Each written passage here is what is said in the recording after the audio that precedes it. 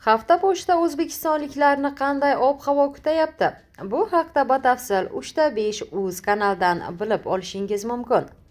O'zgidromet 17-19 mart kunlari kuzatiladigan ob-havo ma'lumotlarini e'lon qildi. Unga ko'ra, Qoraqalpog'iston Respublikasi Xorazm viloyatida havo biroz bulutli bo'ladi, yog'ingarchilik kutilmaydi.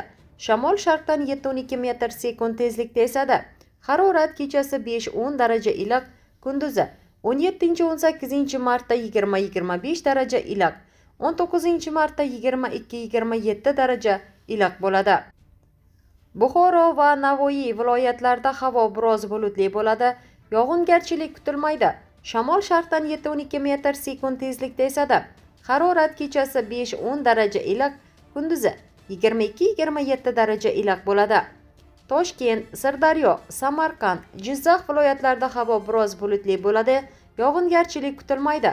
Shamol sharqdan 7-12 metr/sekund tezlikda esadi.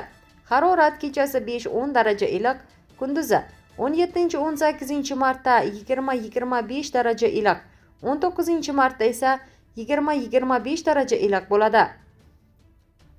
Qashqadaryo va Surxondaryo viloyatlarida ham havo biroz bulutli bo'ladi, yog'ingarchilik kutilmaydi. Shamol sharqdan 7-12 metr/sekund tezlikda esadi.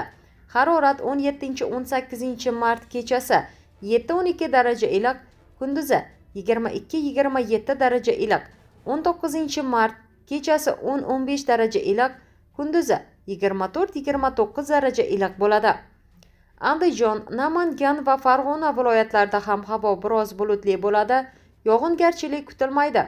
Shamol sharqdan 5-10 metr/sekund tezlikda esadi.